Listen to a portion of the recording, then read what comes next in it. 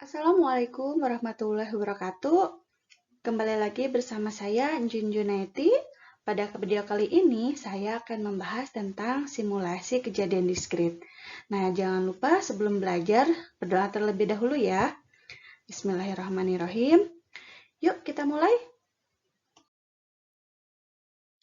Pada video kali ini, akan saya bahas tentang yang pertama, mekanisme atau tata cara memajukan waktu simulasi. Kemudian yang kedua adalah component and organization.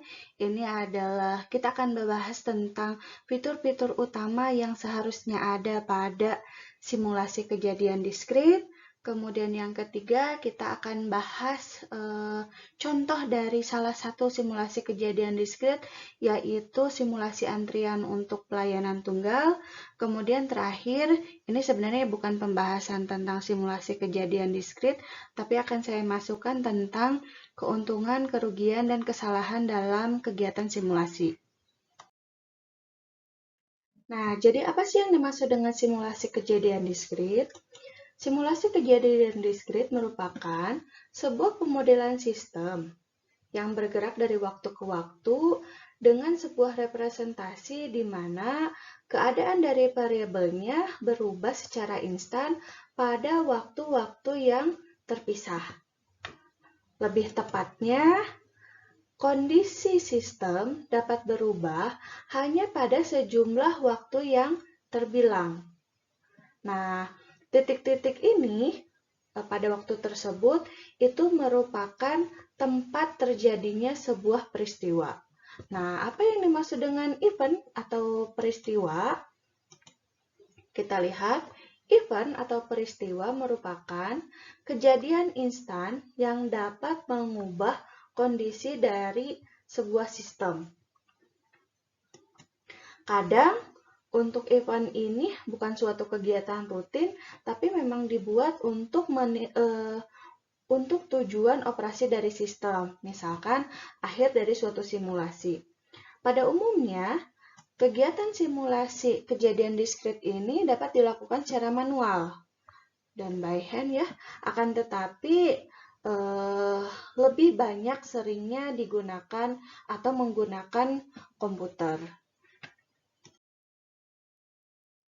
Selanjutnya, kita akan membahas mekanisme atau tata cara bagaimana memajukan waktu simulasi.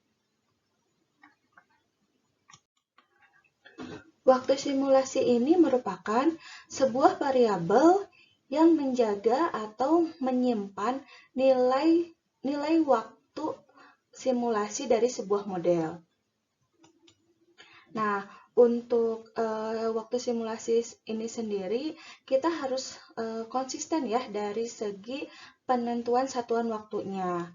Kemudian biasanya untuk waktu simulasi ini tidak ada kaitannya dengan waktu real time untuk kita menjalankan sebuah model simulasi pada komputer.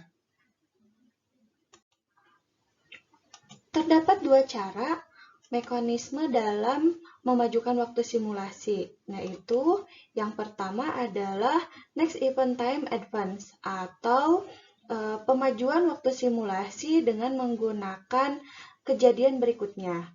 Yang kedua adalah dengan menggunakan fixed increment time advance atau perubahan atau kemajuan waktunya ditambahkan secara tetap, secara konsisten menggunakan suatu nilai tertentu.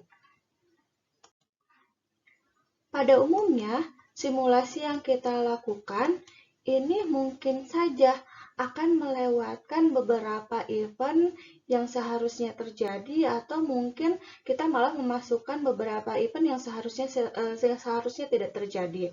Nah, next event time advance ini merupakan salah satu metode untuk memajukan waktu simulasi yang memaksa dari program komputer ini untuk mengakurasikan model terhadap permasalahan yang kita ingin selesaikan.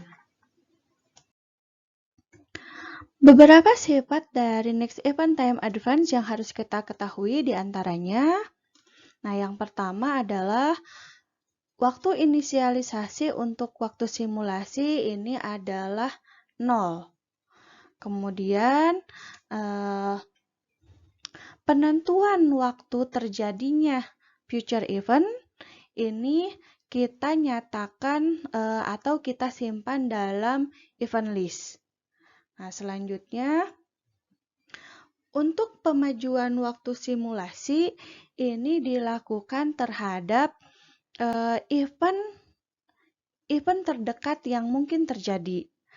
Nah, mungkin saja pada eksekusinya ini akan melibatkan updating event list yang terjadi saat ini.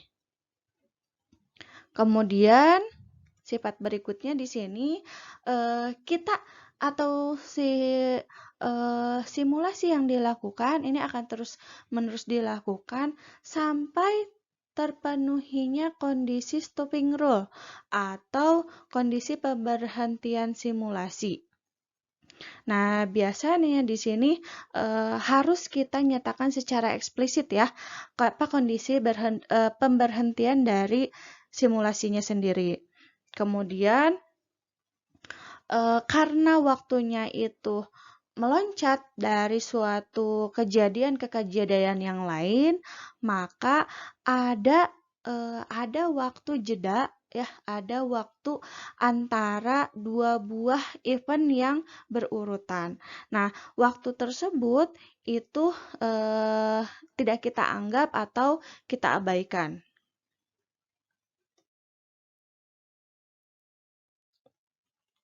Selanjutnya, komponen-komponen atau fitur yang harus ada pada simulasi kejadian diskrit ini diantaranya yang pertama adalah system state atau variabel untuk mendeskripsikan keadaan sistem pada suatu waktu, pada waktu tertentu.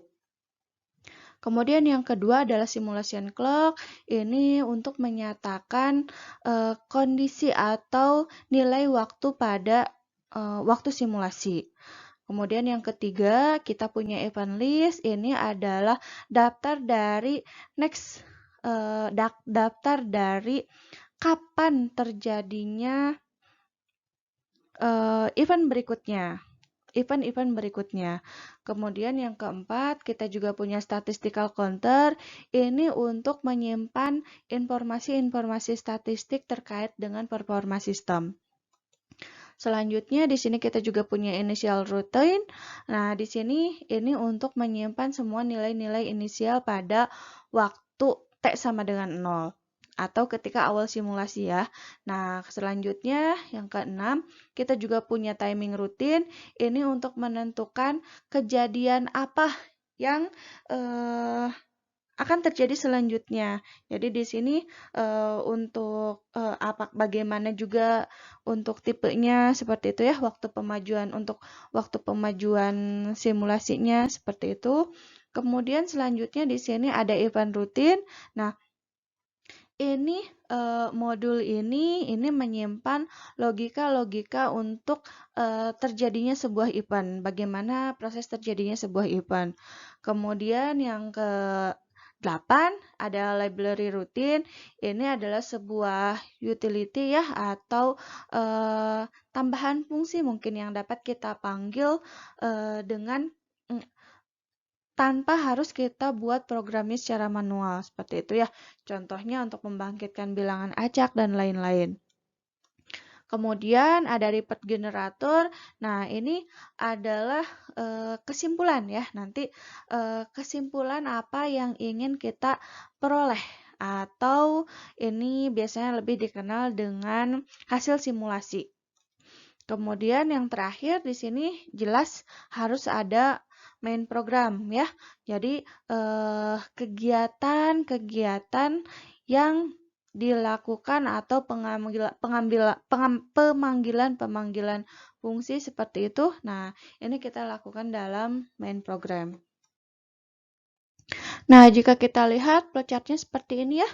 Dimulai dari start, dimulai dari start, kemudian dia masuk ke main program, kemudian dari main program kita akan memanggil untuk initial rutin, memanggil nilai-nilai pada ketika kita memulai simulasi, kemudian kembali lagi ke main program, kemudian ke timing rutin, bagaimana kita mau memajukan waktu simulasi, seperti itu ya. Kemudian kembali lagi ke program, kemudian kita nanti selanjutnya ke event rutin. Nah, ini untuk apa namanya, dari kejadian apa yang akan terjadi selanjutnya, seperti itu ya. Jika diperlukan, kita juga perlu memanggil library rutinnya. Nah, nanti kita cek apakah kondisi stopping rule-nya itu sudah terpenuhi atau kondisi stopping rule untuk pemberhentian simulasinya itu sudah dipenuhi atau belum. Kalau belum, maka dia akan kembali ke main program. Kalau sudah, nanti di sini ke modul repeat generator. Setelah itu selesai. Nah, kira-kira seperti itu untuk gambarannya ya. Nah, kemudian di sini ada sedikit informasi tentang entitas, tapi sebenarnya ini sudah sering dipelajari ya di apa namanya, mungkin di sistem basis data seperti itu, jadi tidak akan saya bahas secara detail. Nah, mungkin ini ya pendekatan dari pemodelannya sendiri itu ada dua, yaitu dengan menggunakan event scheduling. Jadi di sini biasanya itu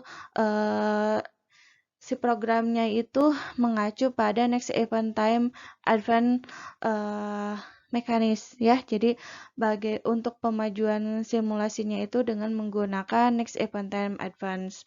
Nah, biasanya untuk pendekatan model seperti ini dapat programnya dapat dikodekan atau dibuat kode programnya dengan menggunakan bahasa yang lebih umum ya, bahasa pemrograman umum. Nah, yang kedua adalah pendekatan secara proses. Jadi di sini akan lebih fokus pada entitas dan apa yang dilakukan entitas selama simulasi. Nah, biasanya ini jarang menggunakan kode program dengan menggunakan bahasa pemrograman umum, tetapi biasanya mereka sudah dengan menggunakan ini ya, software yang khusus digunakan untuk simulasi. Oke, karena ini sudah 12 menit ya, jadi nanti kita hentikan dulu videonya, nanti silahkan dilanjutkan ke video yang kedua ya lanjutannya. Terima kasih. Assalamualaikum warahmatullahi wabarakatuh.